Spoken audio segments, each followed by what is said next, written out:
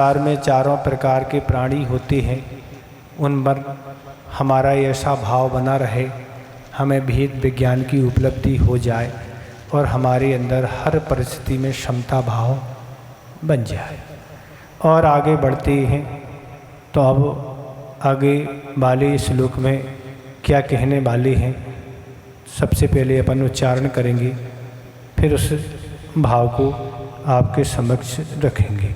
मुनीश, चौथा नंबर, मुनीश लीनाविव कीलताविव, मुनीश लीना विव कीलताविव,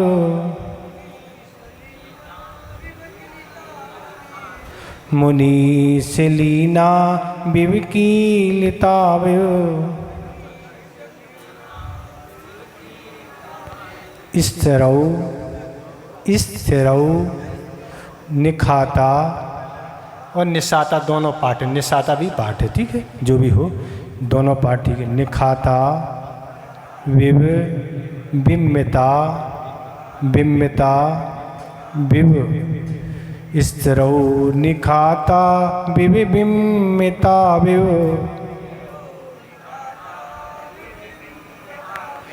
स्थिरौ निखाता विव बिम्मिता विव, पादौ पादौ तो दियौ मम तिष्ठतां सदा, पादौ तो दियौ मम तिष्ठतां सदा, तमो ध्वनानौ हृदि दीपिका विव, तमो ध्वनानौ हृदि दीपिका विव। चारों चरण एक साथ सुनेंगे हमें, फिर आप करेंगे। मुनीश लीना विव बिम्मिता विव, नहीं, मुनीश लीना विव कीलता विव, स्थिरौ निखाता विव बिम्मिता विव, पादौ त्वदीयौ मम तिष्ठतां सदा, तमो ध्वनानौ हृदि दीपिका विव।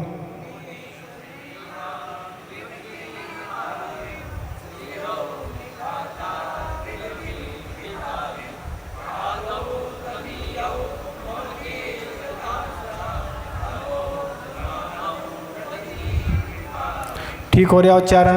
कहीं कोई को दिक्कत हो रही क्या? तो कह रहे हैं अर्थ देखें। मुनीश माने हे मुनीश, तमो माने अंधकार की, धुनानो माने अंधकार की विनाशक, दीप का इव तो दियौ पादौ, दीपक के समान आपके दोनों चरण, मम हृदय लीना इव मेरे हृदय में लीन हो गई के समान, कीलतावव कीलित हुए के समान, स्थिर माने स्थिर होने के समान, निखाता माने उत्कीर्त कर दिए के समान, बिंबितौ इव प्रतिबिंब के समान, सदा तिष्ठताम सदा विराजमान रहें। आचार्य महाराज भगवान से प्रार्थना कर रहे हैं कि हे मुनियों के ईश, मुनियों के ईश कौन कहलाते हैं? तो भगवान मुनियों के ईश होते हैं, भगवान सबके स्वामी होते हैं। मुनियों के ईश मतलब स्वामी हैं, भगवान सबसे बड़े होते हैं, फिर गणधर परमेष्ठी होते हैं, फिर आचार्य परमेष्ठी, फिर उपाध्याय परमेष्ठी, फिर मुनियों का नंबर आता है। तो इसलिए कह रहे हैं हे मुनियों के ईश, हे मुनियों के स्वामी, आप हमारे स्वामी हैं, हमारे नाथ हैं, इसलिए अंधकार के विनाशक दीपकों के समान आपके दोनों चरण, आपके दोनों चरण कैसे हैं? अंधकार के विनाशक हैं और हमारे हृदय में अंधकार ही अंधकार छाया हुआ है। ऐसा घोर अंधकार छाया है कि आज तक उजाला हो नहीं पाया, सम्यक रूपी उस रत्न का उजाला नहीं हुआ। आज तक हम जो भगवान नहीं हैं उनको ही अपने हृदय में विराजमान करते रहे, उनकी भी आराधना पूजा करते रहे। ऐसे जो गुरु नहीं सच्चे उनकी ही उपासना करते रहे, उनको गुरु मानते रहे। जो शास्त्र नहीं, उन शास्त्रों को ही हम पढ़ते रहे, उनकी ही आज्ञा में चलते रहे। लेकिन भगवान हमारी आपसे प्रार्थना है कि हमारे अंदर मिथ्यात का बहुत घनघोर अंधकार छाया है, पर अगर आपके चरण हमारे हृदय में आ जाएंगे, आपके चरण हमारे हृदय में आ जाएंगे, तो ये तो हमें पता ही है कि आपके चरण आ जाएंगे तो आप ही आ जाएंगे ना। चरण और आप अलग नहीं है।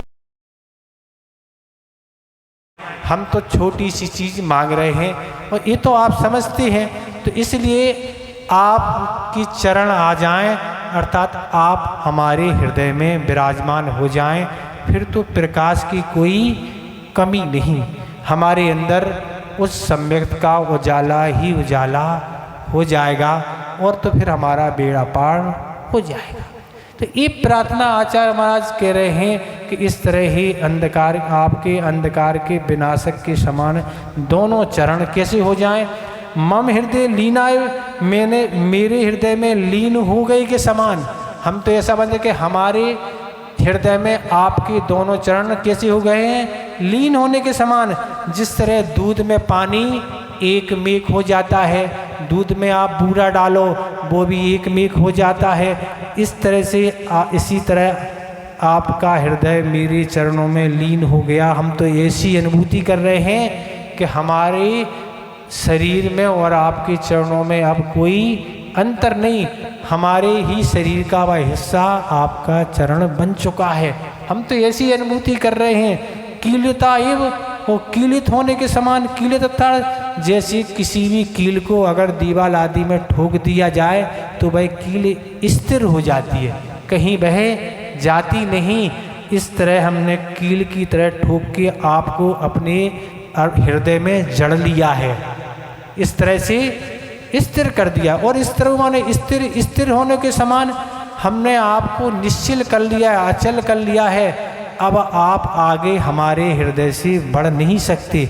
हमने आपके चरणों को इस तरह स्थिर कर दिया है, अपने हृदय में उनको रोक के रखा है। निखात हुए वो उत्कीर्त कर दिए के समान। उत्कीर्त मतलब जब पत्थर पर या लकड़ी आदि पर कोई नक्काशी करती जाती है तो वह स्थिर हो जाती है।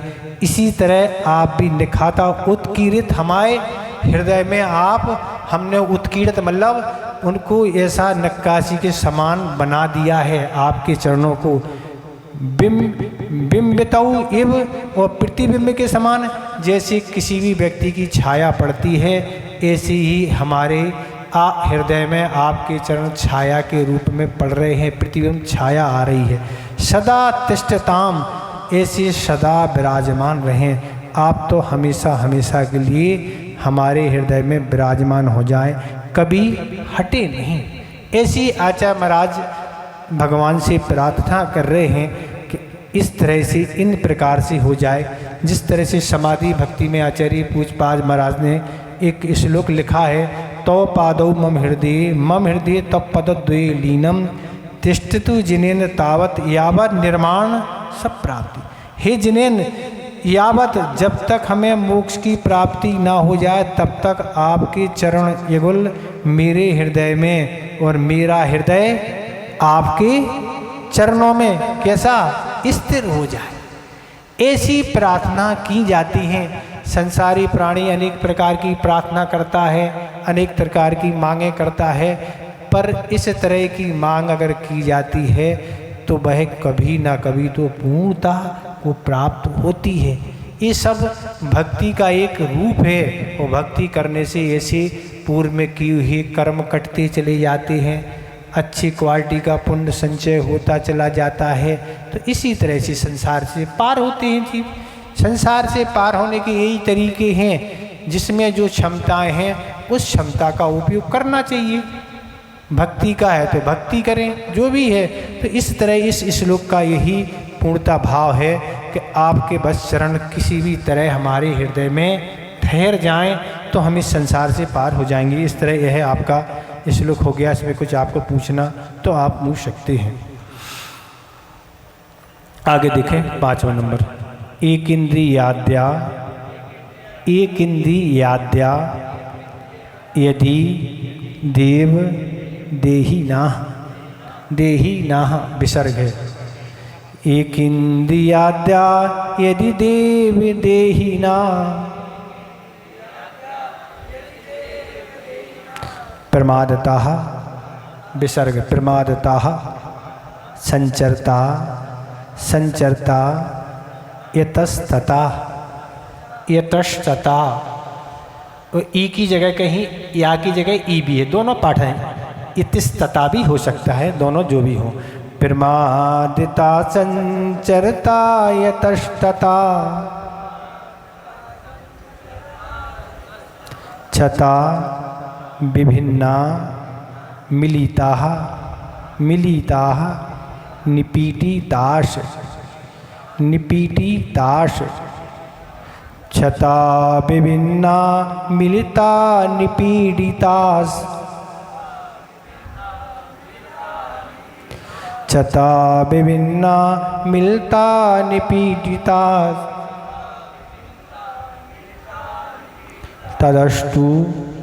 तदस्तु मिथ्या दुर्नुष्ठितम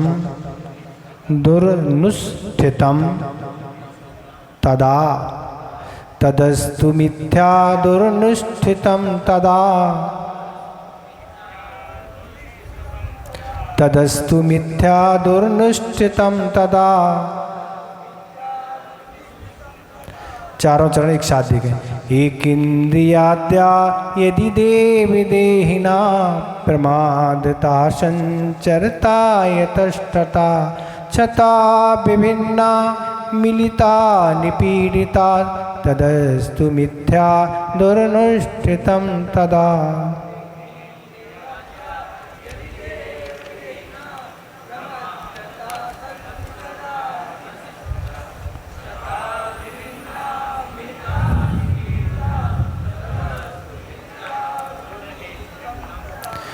हो रहा ठीक से उच्चारण, कहीं कोई दिक्कत तो नहीं हो रही? नहीं। इसमें कहा जा रहा है कि संसारी प्राणी की दिन भर प्रवृत्ति दिन और रात हुआ करती है। उस प्रवृत्ति में जीवों की विराधना किस प्रकार हुआ करती है, किस प्रकार से जीवों के को कष्ट हुआ करते हैं, उसका कथन इसमें आ रहा है। तो देखें, देव माने हे देव, प्रमादतः प्रमाद की बसीभूत होकर, यतस्तता यहाँ वहाँ, संचरता विचरण करने में, यदि माने मेरे द्वारा, यदि एक इंद्रियाद्या एक इंद्री आदि देहिना प्राणी, छता माने घायल किए गए हों।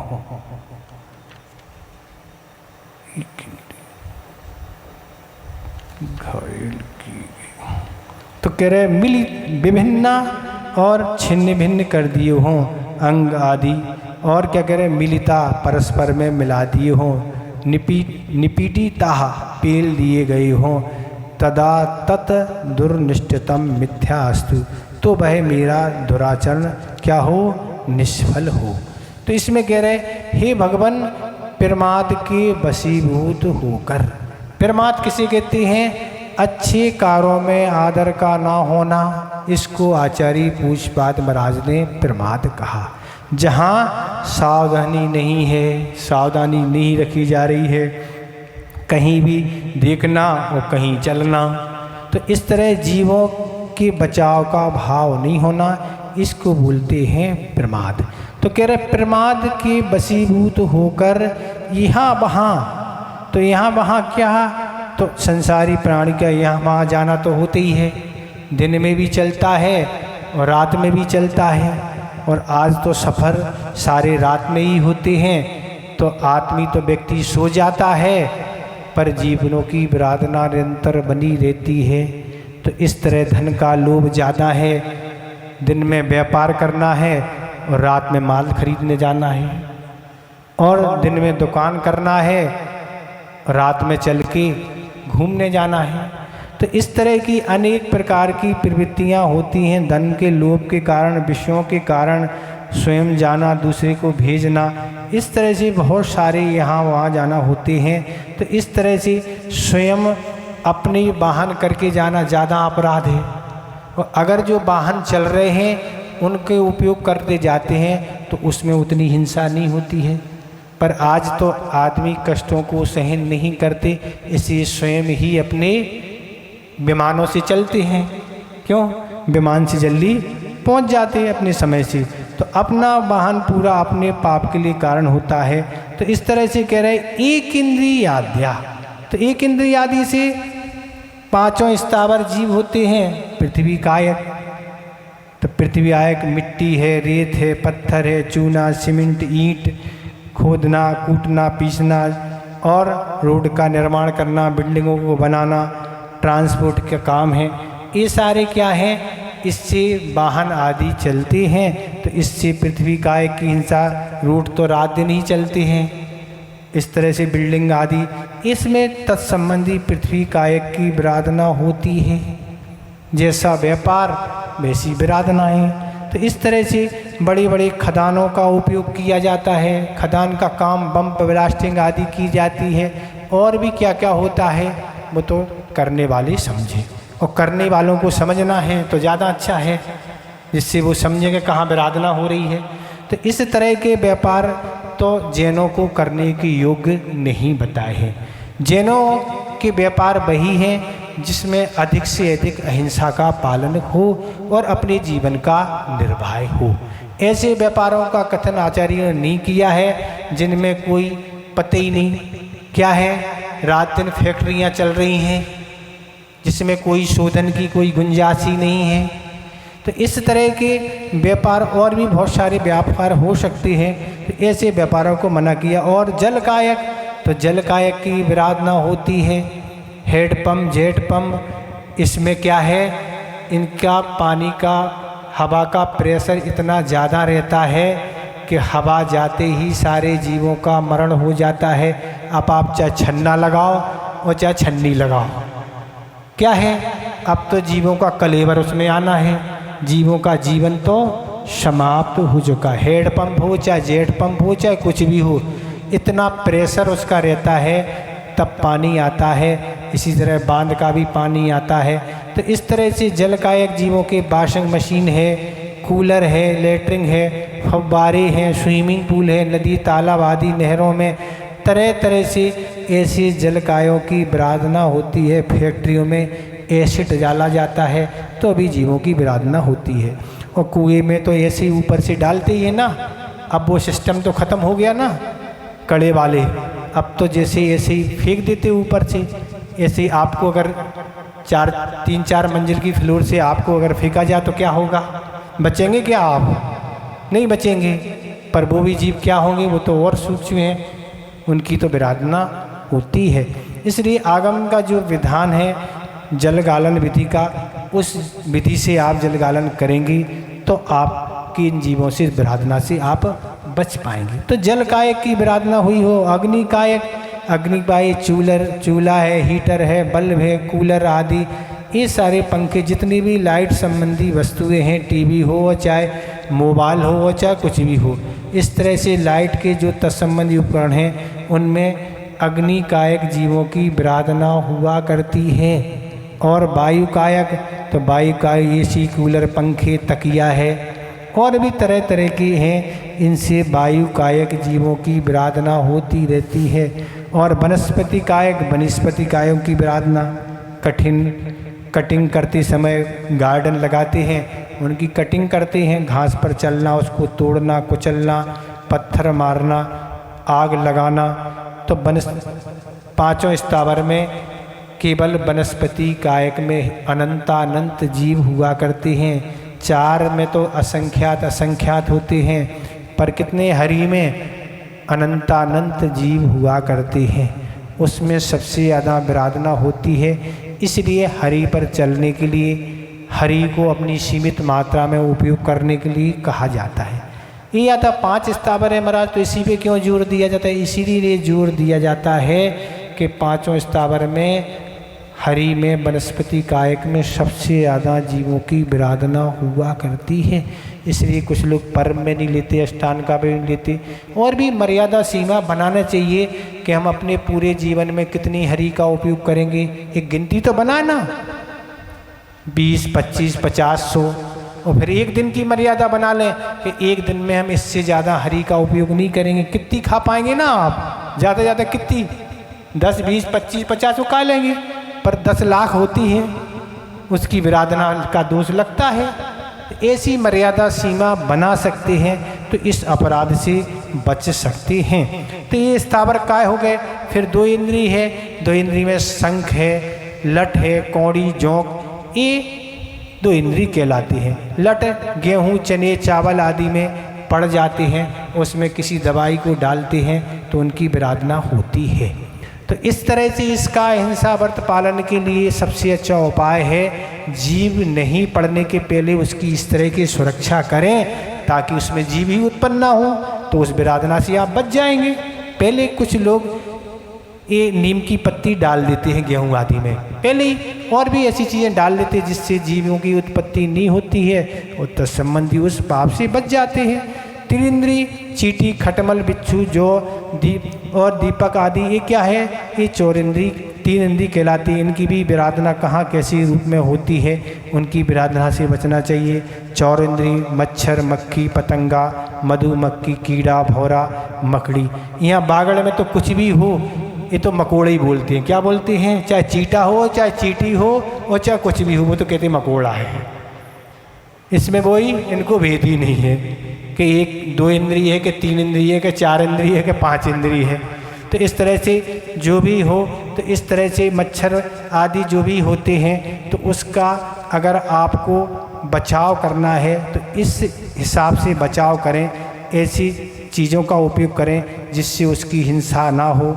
आज इस तरह के मच्छर को बचाने के लिए साधन हैं जिनसे वह मूर्छित हो जाते हैं, मरण हो जाते हैं, पर प्रतिकार इस तरह करें कि जिससे उनका मरण और घात ना हो।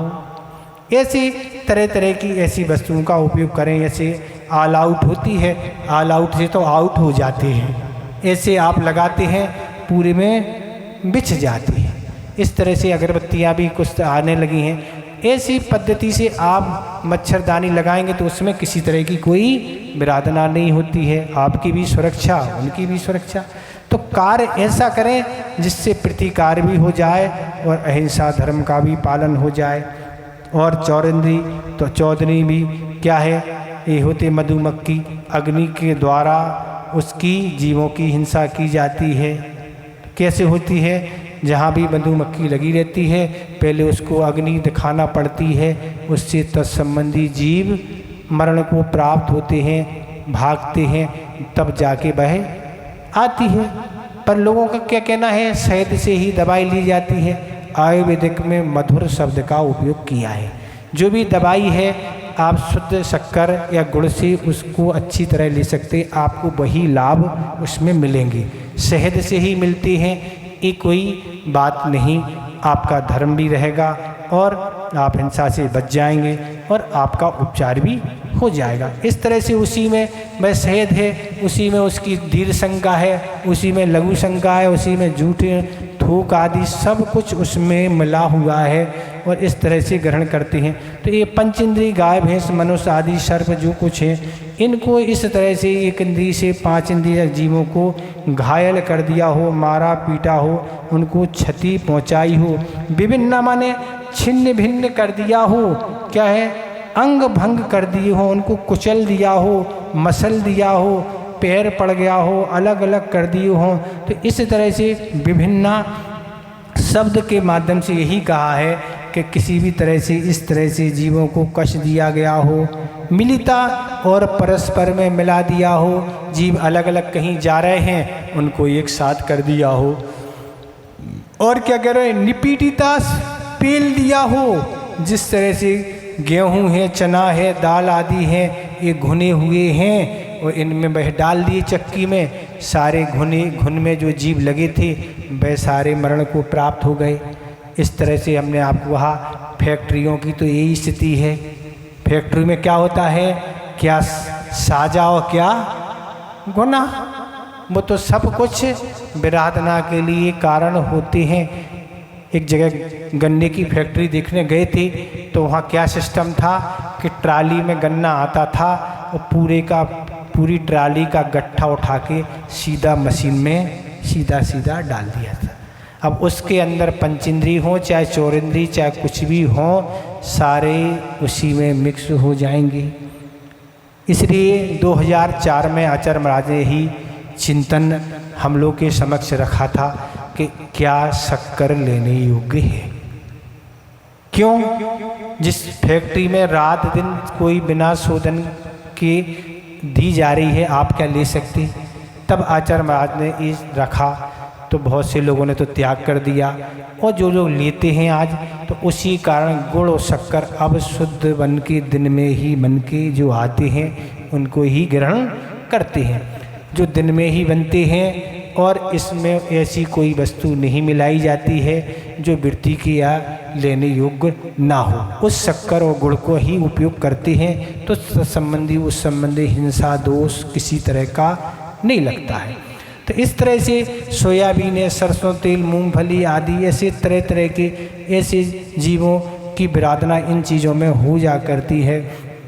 तदा तद दुर्निष्ठितम मिथ्यास्तु, तो वह मेरा दुराचरण निष्फल हो। क्या कह रहे हैं? इस तरह से एक इंद्रिय से पंचेंद्रिय की व्यापार संबंधी, गृहस्थ संबंधी, चलते उठने बैठते संबंधी हमारे द्वारा जो कुछ भी भगवान किया गया हो, वह हमारा दुराचरण निष्फल हो, अर्थात मिथ्या हो, झूठा हो, वह हमारे द्वारा सब कुछ गलत ही किया गया। तो तत्संबंधी ये क्षमा मांगी गई है। तो इस तरह से यह भी आपका श्लोक पूर्ण हो गया। इसमें कुछ पूछना तो आप पूछ लें, ठीक है। इस तरह से वृत्ति के वृत्त नहीं हुआ करते हैं कि भैया वो सांप है, वो है लठिया। हमारी याद है 14 से क्या है? वो है सांप, ये लठिया, और हमारी याद चतुर्दशी है। अब आप जानो आपको क्या करना है। ये वृत्तों का स्वरूप नहीं है कि हमारा काम भी हो जाए और वृत्त भी पल जाए। इसे वृत्त नहीं कहा, क्योंकि वृत्ति का जो संकल्प होता है वो कृत्य कारित और अनुमोदना, हिंसा का न हम स्वयं करेंगे, न दूसरे से कराएंगे, न करते हुए की अनुमोदना करेंगे, तब व्रत का पालन होगा। ऐसा काम नहीं निकलता है कि आप करें नहीं पर दूसरे से करवा दें, ये कोई बात नहीं। ठीक है, अगला देखें 6 नंबर। विमुक्ति मार्गप प्राकस्वरागत मार्गप प्रतिकूल वर्तना। विमुक्ति मार्गप प्रतिकूल वर्तना। मया कषायाक्ष वशीन दुर्धिया। मया कषायाक्ष वशीन दुर्धिया। चारित्र शुद्धिर या दकारी लोपनम। चारित्र शुद्धिर या दकार लोपनम। तदस्तु मिथ्या मम दुष्कृतम प्रभु। तदस्तु मिथ्या मम दुष्कृतम प्रभु। चारों चरण एक साथ देखें। विमुक्ति मार्ग प्रतिकूल वर्तना। मया कषायाक्ष वशीन दुर्धिया। चारित्र शुद्धिर यदकार लोपनम। तदस्तु मिथ्या मम दुष्कृतम प्रभु।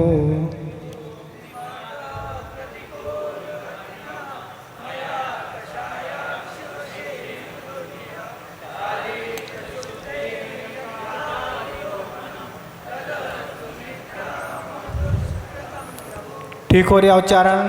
कहीं कोई त्रुटि तो नहीं हो रही? तो कह रहे हैं प्रभु माने हे प्रभु, विमुक्ति मार्ग प्रतिकूल वर्तना। हे प्रभु, मोक्ष मार्ग के प्रतिकूल आचरण करने वाले। मया दुर्धिया कषायाक्ष वशीन चारित शुद्धिर यदि लोपनम अकारी। तो मुझ दुर्बुद्धि द्वारा कषाय और इंद्रियों के बस से चारित की शुद्धि का ह्रास किया हो।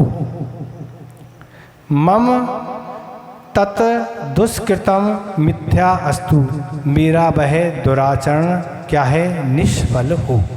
तो इसमें कहा जा रहा है कि हे भगवान, मोक्ष मार्ग के प्रतिकूल आचरण करने वाले, कह रहे हैं देखो एक संयमी होते हैं तो संयमी के व्रत होते हैं, वह भी अपने आगम के अनुसार आचरण करते हैं। अणुवृत्ति हैं, वह भी आगम के आचरण करते हैं। पर जिनके महाव्रत और अणुवृत्त नहीं हैं तो उनका भी तत्संबंधी आचरण हुआ करता है।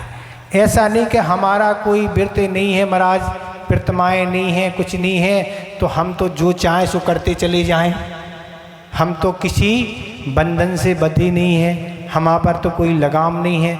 तो ऐसा नहीं। और हमने ना तो अणुव्रत लिए ना महाव्रत लिए, तो जिसने व्रत नहीं लिए तो उसको तो पाप लगते ही नहीं है, वो तो निष्पाप भगवान बन गया ना। ऐसे ये क्या, ऐसी धारणा नहीं होनी चाहिए। पाप तो पाप है, वह तो लगता ही है, आप संकल्प लें अन्यथा ना लें। तो इसमें ये कह रहे हैं मोक्ष मार्ग मतलब सम्यक दर्शन ज्ञान चारताड़ी, ये मोक्ष मार्ग कहलाता है। तो उसके प्रतिकूल का अर्थ विपरीत हमने किया हो। मोक्ष पार में चढ़ने के लिए जो अनिवार्यता है आचरण की, उसके हमने विपरीत क्रियाएं की हों। तो विपरीत क्रियाएं क्या हैं? तो विपरीत क्रियाएं वही हैं आगम में जो आचरण की पद्धति बताई है, वो आचरण हम नहीं करके तरह तरह के आचरण करते रहे। जिन क्रियाओं को आगम में निषेध है उन कार्य को हम करते रहे। न्याय और अन्याय का हमने याद ही नहीं रखा कि न्याय क्या होता है, हमें किस न्याय नीति से धन का संग्रह करना चाहिए, कौन सी क्रिया करना चाहिए। तो इस तरह से बहुत काम होते हैं, ये व्यसन होते हैं, ये व्यसन दुर्गति में ले जाने वाले होते हैं। इन व्यसनों को, पापों को हमें नहीं करना चाहिए। तो इस तरह से बहुत सारी क्रियाएं हुआ करती हैं। तो इसलिए कह रहे मोक्ष मार्ग के प्रतिकूल, जिसमें हम मोक्ष मार्ग पर नहीं चल सकते हैं, जिससे हमें मोक्ष नहीं मिल सकता है, जिससे हमें सद्गति नहीं मिल सकती है, इस तरह के हे भगवान हमारे द्वारा मोक्ष मार्ग के प्रतिकूल आचरण किया गया हो। तो क्या है, मम दुर्बुद्धि द्वारा कषाय और इंद्रिया के बस से चारित की शुद्धि का ह्रास। वो क्या है, मैंने दुर्बुद्धि पूर्वक ऐसा आचरण किया हो। किसके द्वारा? कषाय के। दुर्बुद्धि कौन कहलाते हैं? खोटी बुद्धि वाले, जिनके अंदर विवेक नहीं है, जो अहित और हित और अहित का विचार नहीं करते हैं, वो दुर्बुद्धि कहलाते हैं, जिनकी बुद्धि समीचीन नहीं है। तो इसलिए कह रहे हैं मैं दुर्बुद्धि के द्वारा, किसके द्वारा? कषाय। किसके द्वारा अपराध किया है? कषाय और इंद्रिय के बस होके। कषाय के उद्रेक में व्यक्ति को कुछ याद नहीं रहता है। कल क्रोध कषाय का विषय था, उत्तम क्षमा धर्म था, और आज मान कषाय का विषय था, उत्तम मार्दव का धर्म था। तो यही बता जा रहा है कि तीव्र क्रोध के बस होके हमने जीवों को पीड़ा ही पहुंचाई हो। तो केवल मारना ही हिंसा नहीं कहलाती है, मखमली मार भी तो होती है ना, जिसमें लठियाँ नहीं चलाई जाती है, शब्दों की मार हुआ करती है। और शब्दों की मार ऐसी होती है, वे घाव लाठी वाले तो कुछ दिन में भर जाते हैं, पर जी मखमली और शब्दों के मार तो क्या है, बरसों तक कानों में गूंजते रहते हैं। सामने वाले ने हमारे बारे में ऐसा कहा, हमें नीचे दिखाने का प्रयास किया गया, हमारी इस तरह आलोचनाएं की गई। तो इसलिए इसमें कहा जा रहा है कषाय के बाद क्रोध के बस किसी को ऐसे शब्द कह दिए हों जिससे सामने वाले को टेंशन हो गया। तो इस तरह से गलतियां हुआ करती हैं। क्रोध के बस व्यक्ति क्या कर बैठता है पता नहीं। तो इस तरह भी हम सोचें कि हम भी कभी बच्चे थे, हम भी कभी नादान थे, वह भी आज नादान हैं। तो इस तरह उनको क्षमा किया जा सकता है। और क्षमा नहीं करेंगे तो फिर क्या है, ये बैर विरोध चलता रहेगा। मान कसाय आदि मतलब मान के द्वारा, मान के कारण दूसरे को नीचा दिखाया हो। मान का अर्थ क्या है? बस मान का अर्थ आचार्य ज्ञान सागर महाराज ने इतना ही लिखा कि अपने आगे दूसरे को तुच्छ समझना, यही क्या है, मान कसाय का उदाहरण है। जितनी दुनिया में अकल है, पूरी अकल सिर्फ हम में है, और बाकी की अकल जितनी बची है बाकी दुनिया में है। इसी को कहते हैं मान कसाय। चाहे ज्ञान का हो, चाहे पूजा का हो, चाहे जाति का हो, चाहे कुल का हो, और चाहे धन का हो, किसी भी चीज़ का मान करना, दूसरे को अपने आगे तुच्छ समझना और उसका अपमान करना, ये मान का उद्रेक। तो मान के द्वारा भी हमारे किसी को हमारा चारित्र ह्रास हुआ हो। मायाचारी व्रतों में हमने कहीं मायाचारी की हो, दिखावा किया हो, किसी तरह का कुछ भी किया हो, तो ये। और लोभ, तो ख्याति पूजा लाभ का भी लोभ है महाराज। लोभ के कारण व्यक्ति कुछ भी कर सकता है। आचार्य महाराज ने एक बार कहा था कि ख्याति के कारण बड़े बड़े आज पाप किए जाते हैं। केवल ख्याति, सिर्फ हमारा दुनिया में महाराज हमारा नाम हो जाए, बस नाम आ गया। लोग यही कहते हैं महाराज हम तो शंका समाधान इसलिए करते हैं कि हमारा टीवी में नाम आ जाता। महाराज लोग कहते थे हमसे, महाराज आपको शंका बता दो हम पूछ लेंगे, हमारा बस नाम आ जाएगा महाराज, काम हो जाएगा। ऐसे दुनिया में लोग हैं, बताओ अब इससे क्या धर्म होगा क्या? तो इस तरह से एक ख्याति पूजा लाभ है, ये भी लोभ है। इसलिए कसाय के द्वारा और इंद्री के बस होके हम मस्त हो गए हों, गीत संगीत व्यर्थ की चर्चाएं सुनी हों, और चक्षु इंद्री के द्वारा भी हमने तरह तरह विषयों में प्रवृत्ति की हो। फिल्म, सीरियल, मोबाइल, कंप्यूटर, तरह तरह के जो रागदेश बढ़ाने वाले साधन हैं हम उनमें मस्त हो गए हों। घ्राण इंद्री, सेंट, पाउडर आदि तरह तरह से जो हिंसा आदि से बने उनमें, और रसना आप समझते हैं, रसना में ना फंसना, भक्ष अभक्ष का कोई भेद नहीं रखा हो। अचार तो अचार है महाराज, उसका टेस्ट अलग है। जीवों की कोई विराधना होती तो होती जाए, तो कितने दिन का पुराना है, इस मर्यादा का ख्याल नहीं रखा हो। पापड़, अचार और भी तरह तरह के जो अभक्ष्य पदार्थ होते हैं इनका हमने ख्याल ना रखा हो। स्पर्श इंद्री, तो स्पर्श इंद्री के साधनों का हमने उपयोग किया हो, उनमें भी तत्संबंधी विराधना हुई हो। तो एक तरह से गृहस्थों का भी एक सामान्य से चारित्र हुआ करता है, और इस चारित्र में जो भी हमारे द्वारा सामान्य व्यक्ति का जो भी बहुत सारे होते हैं, तरह तरह के होटल में जाना, और भी विष्णु आदि का पाप, और भी तरह तरह के जुआ, BAPL क्या क्या कहलाती है अपन नहीं समझते हैं, वायदा बाजार क्या क्या होता है। तो इस तरह से आज सारे कैटरिंग सिस्टम चलते हैं भोजन में, और उस भोजन में कोई शोधन का कोई काम नहीं हुआ करता है, कोई जाति का कोई काम नहीं हुआ करता है। इस तरह से और भी मम तत् दुष्कृतम मिथ्यास्तु, तो मेरा वह दुराचरण कैसा हो, निष्फल हो। उस हमने इंद्री और कसाय के बस हमारे 24 घंटे में जो भी तरह तरह के अपराध हुए हैं, तो उस अपराध के द्वारा पाप का जो बंध हुआ है वह निष्फल हो, अर्थात उससे हमें फल की प्राप्ति ना हो। तो इस तरह से मोक्ष मार्ग के प्रतिकूल आचरण और कसाय और इंद्री के बस होकर तरह तरह के दोष लगाए जाते हैं, लगते ही हैं। तो इस तरह से उस चीज़ का ये आचार्य महाराज ने यहाँ पश्चाताप अपते कर रहे हैं। आचार्य महाराज ने एक बार कहा था कि अगर हमारे द्वारा अपराध किए जा रहे हैं और हमें तत्संबंधी टीस नहीं पहुँच रही है कि ये अपराध बार बार हमारे द्वारा किया जा रहा है, और अगर हम तय तरह से उसका पश्चाताप नहीं कर रहे हैं, टीस नहीं पहुँच रहे हैं, तो वह अपराध कभी भी छूटने वाला नहीं है। ये पक्का है। तो इस तरह से ही प्रतिकरण का विधान किया गया है, प्रायश्चित का विधान किया गया है कि आप निरंतर सोचते चले जाओ, देखो हमारे द्वारा ऐसी ऐसी सब क्रियाएं की जा रही हैं, ऐसे ऐसे भाव किए जा रहे हैं जिन भाव से सिर्फ पाप का ही बंध हुआ करता है। ऐसी विचार जिसके अंदर होते हैं वह इन पापों पर जिनका लगाम लग पाता है। अब तो महाराज होते ही रहते हैं, तो अतिचार जो है आगे आने वाले हैं उस समय हम बता देंगे।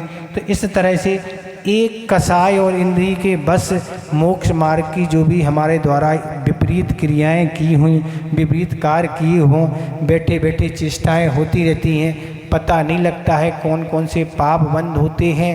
और एक बार का मजा और बरसों की सजा।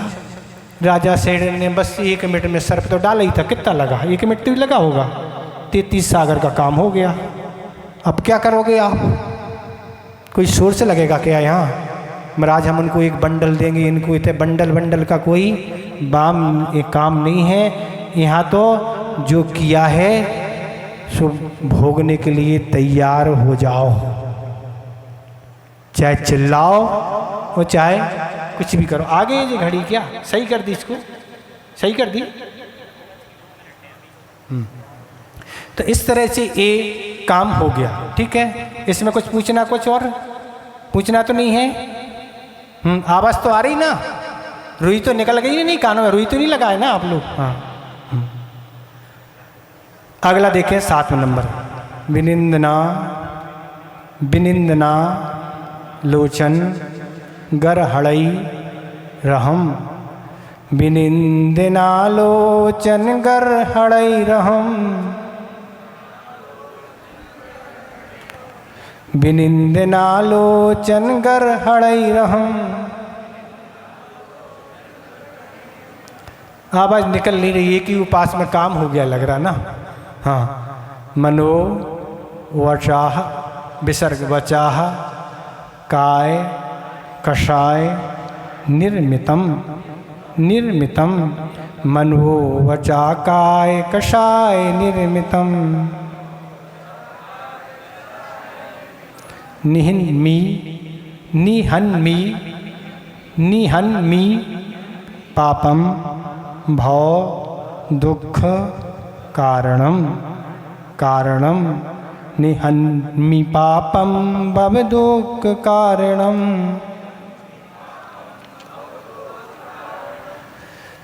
भिषग विषम मंत्र गुणई रवा खिलम। भिषग विषम मंत्र गुणई रवा खिलम।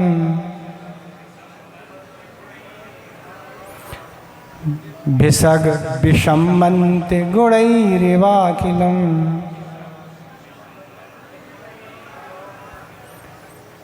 चारों चरण देखें। विनिंदनालोचन गर हड़ई रहम। मनो वचा काय कषाय निर्मितम।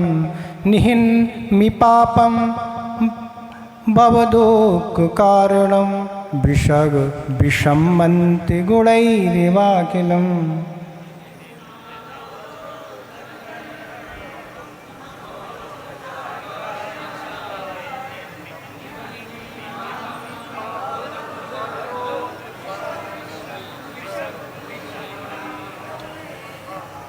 बन रहा कि नहीं बन रहा? बन तो रहा है ना, घर जाके कर लेना। हाँ, कह रहे विषग एव मंत्र गुणई अखलम विषम निहन्मी। वेद जिस प्रकार मंत्रों के प्रभाव से समस्त विष को नष्ट कर देता है।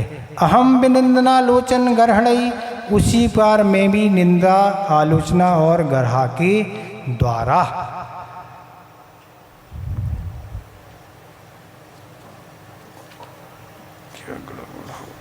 मनो बचा काय कषाय निर्मितम भव दुख कारणम पापम निहन्मी।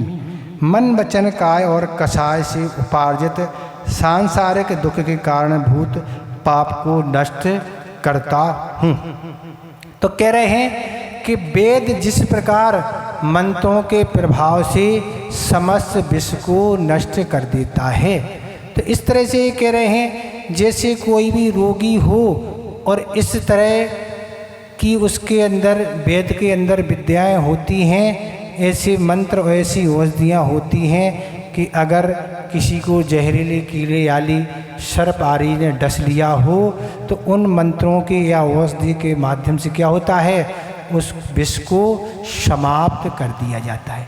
जिस धतूरा को खाने से व्यक्ति का मरण हो जाता है, पर उसका शोधन करके औषधि बना के उसको दिया जाए तो मरण नहीं होता है, रोग नष्ट हो जाया करता है। तो इस तरह से कह रहे गुनिया आदि होते हैं, अनेक ऐसे व्यक्ति होते हैं जो मंत्र जानते हैं और किसी को सर्प बिच्छू ने डस लिया, मूर्छित हो जाते हैं, सारे शरीर में जर चढ़ जाता है, लेकिन उनके पास कुछ ऐसी मंत्र शक्तियाँ हो जाती हैं। आचार्य महाराज एक बार बताया था कि कुछ मंत्रों का ऐसा प्रभाव होता है कि किसी ने सर्प ने किसी को डस लिया और वह गुनिया मंत्र पढ़ेगा तो वह सर्प जहाँ भी है वहाँ से वापस आएगा और जिसको उसने काटा था उसका पूरा का पूरा जहर चूसेगा और फिर वापस चला जाए। ऐसी भी अनेक विद्याएं हुआ करती हैं।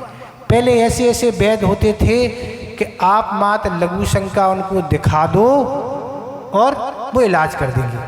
आपको वैद्य के पास मरीज को ले जाने की आवश्यकता नहीं है, आप तो घर से उसकी लघु शंका लाओ, उस वैद्य को दिखा दो, वो औषधि देगा और आप ठीक हो जाएंगे। ऐसे वस्त्र लेके आओ, ऐसी तरह तरह के पहले के वैद्य हुआ करते हैं।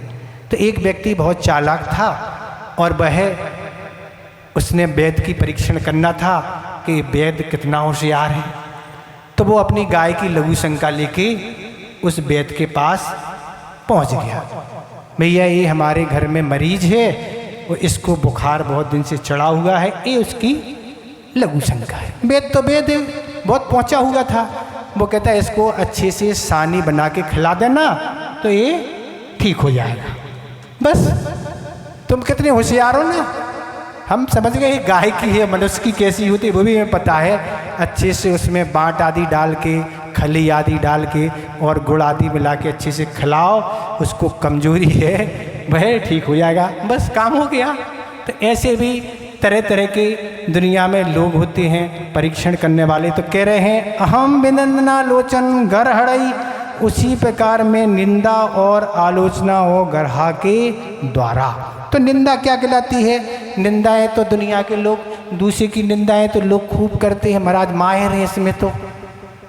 पर आचार्य महाराज कहते हैं दूसरे की निंदा से तो नीच गोत का बंध होता है और अपनी निंदा करने से वृत्तों की शुद्धि होती है, किए हुए अपराध शुद्ध होते हैं और यह एक प्रायश्चित का रूप है।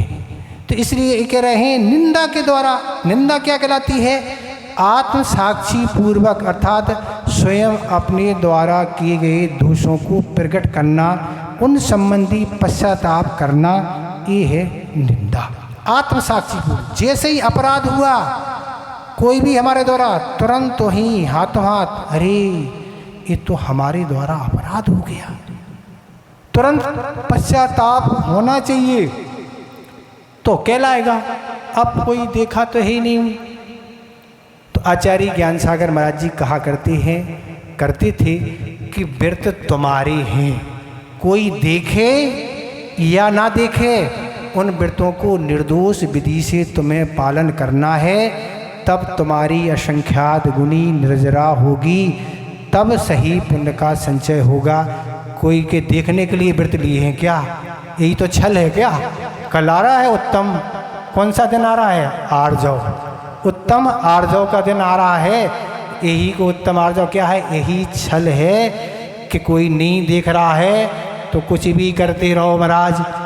दिखाने के व्रत अलग होते हैं और पालने के अलग होते हैं। दो प्रकार के व्रत इस पंचम काल की बहुत बड़ी ये युक्तियाँ हैं, लोगों की बहुत दिमाग है कि इनने ये विधान बना लिया कि दिखाने के अलग हैं वो करने के अलग हैं। तो इस तरह से ये निंदा है। व्रत में जैसे ही दोष लगा तुरंत टीस पहुंचना चाहिए, अपराध होना चाहिए, अंतु डज्झमी ऐसा होना चाहिए जैसे आग में हम जल रहे हैं, इस तरह का भाव होना चाहिए। तो इस तरह दूसरों की निंदा नहीं करके अपने द्वारा किए हुए उसकी निंदा होना चाहिए। इस श्लोक को यहीं विराम दे रहे हैं। संस्मरण आपको समझना है, फिर अपन लेट हो जाएंगे, ठीक है, फिर आगे कल करेंगे इसको। वैसे ही 3 करना था, वैसे ही हमने चौथा कर दिया हमने कि अब 4 तो करने ही पड़ेंगे कोई दिन, क्योंकि 10 दिन है और 33 श्लोक है ना। तो संस्मरण देखें, आज उत्तम मार्दव धर्म का दिन है, पर गुरुदेव के गुरु आचार्य ज्ञान सागर महाराज इस धर्म को कैसे पालन करते थे, उनके अंदर कैसा यह धर्म विद्यमान था, उस संस्मरण को आपके समक्ष रखेंगे। सुन के आप भी सोचेंगे कि आचार्य विद्यासागर महाराज तो अपने आप में बहुत उत्कृष्टता को लिए हैं, पर उनके गुरु किस तरह से अपने व्रतों को पालन करते थे। शाम का समय था और पूज्य ज्ञान सागर महाराज ने प्रतिकरण किया, शाम का प्रतिकरण किया और प्रतिकरण करके बाहर आके बैठ गए। और बैठे ही थे, बाजू में विद्यासागर महाराज भी बैठे हुए थे। कुछ सज्जन जो स्वाध्याय किया करते थे और वह स्वाध्याय करते करते अनेक उनकी जिज्ञासाएं इकट्ठी हो गई थी और वो ये समझते थे कि आचार्य ज्ञान सागर महाराज ज्ञान के बहुत बड़े धनी हैं। चूँकि उनके आचार्य ज्ञान सागर के गुरु शिव सागर महाराज ने उनका नाम ज्ञान सागर रखा था। तो ज्ञान सागर क्यों रखा था, तो उसको संस्मरण को भी हम जोड़ दें, याद आ गया कि क्यों रखा था। तो जब वह शिव सागर महाराज के संग में प्रवेश जब हुआ था, तब उनके गुरु ने यही कहा था कि लोगों को कच्चे घड़े मिलते हैं जिन्हें घड़ों को पकाना पड़ता है, भारी श्रम करना पड़ता है। पर पंडित भूरामल जी हमें ऐसे शिष्य के रूप में प्राप्त हुए हैं जिनको अपार ज्ञान है, जिनकी चर्या भी बहुत उत्कृष्टता को लिए है, हर विषय में यह ज्ञान रखते हैं। तो हमें ऐसे एक शिष्य की आज प्राप्ति हुई है जिसे हमें कुछ सिखाने की ज़रूरत नहीं है, इसलिए उनने उनका नाम ज्ञान सागर रखा था।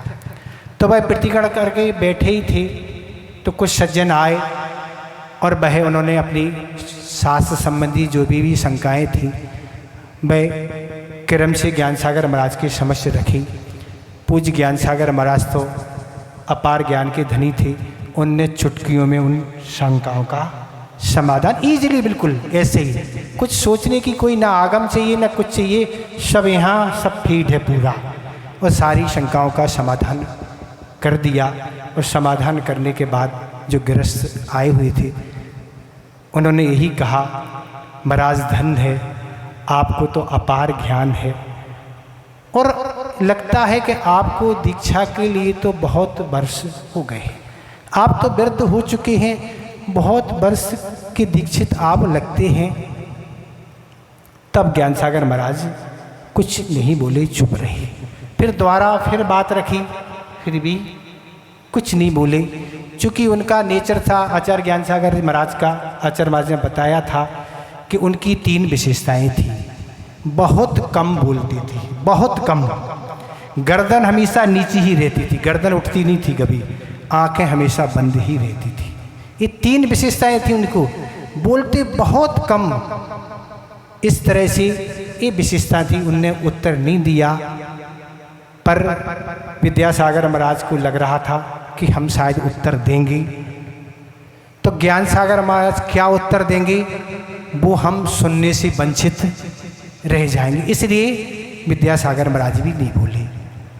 चूँकि बड़ों के बीच में बोलना भी अच्छा नहीं, इस तरह 2 बार चुप रहे। तीसरी बार फिर आप पुण्य पूछा, महाराज आप तो बहुत वर्षों के दीक्षित लगते हैं, हमारी बात का समाधान आप कर दें।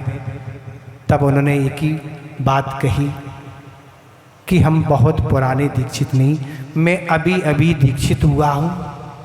अभी अभी दीक्षित महाराज, ये बात तो हमें कुछ समझ में नहीं आई, आप तो स्पष्ट करके बताएं। उनने यही कहा, हम भैया अभी अभी अंदर से बाहर, अंदर से प्रतिकरण करके अभी आके बैठा हूँ। प्रत्येक श्रवण अपने दोषों को दूर करके पुनः नया नया हो जाता है। इस तरह हम भैया अभी अभी दीक्षित हुए, हम कोई पुराने दीक्षित नहीं हैं, ये है उत्तम मार्गो धर्म। तब आचार्य महाराज ने, ये आचार्य महाराज ने स्वयं संस्मरण सुनाया था। तब आचार्य महाराज कहने लगे, इस उम्र में भी इतना अध्यात्म हम तो देख के रह गए कि ये कहलाता है उत्तम मार्गो धर्म। जिनके अंदर सब कुछ होते हुए भी वह अभी भी बालक बनता है, अपने को छोटा स्वीकार कर रहे हैं। इस तरह यह आपका करेक्ट 60 मिनट हो गया है। बोधि समाधि परिणाम सिद्धि स्वात्मोपलब्धि शिव शोक सिद्धि चिंतामणिम चिंतित वस्तु दाने। तो हम